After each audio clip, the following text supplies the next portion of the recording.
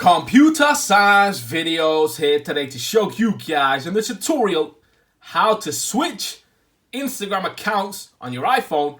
Without further ado, let us start the video. So in this tutorial, you need to have access to an iPhone, 2 Instagram accounts, so we can now bring the iPhone into the frame.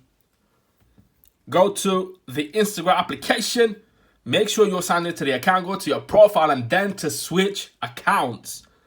Hold down on your account from the bottom. We can see 1, 2, or from the top 1, 2, to now go to your second account.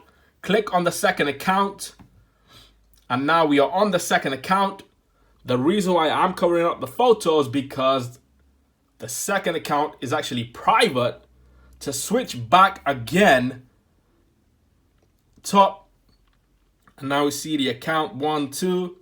Click on computer science videos, and now we are on computer science videos. And that's how you switch accounts on iPhone. You need the iPhone, you need 2 accounts. Hold down on your profile from the bottom or top. Switch. Go to your second profile. You do not require a second iPhone. You can, if you really need to look at 2 accounts at the same time.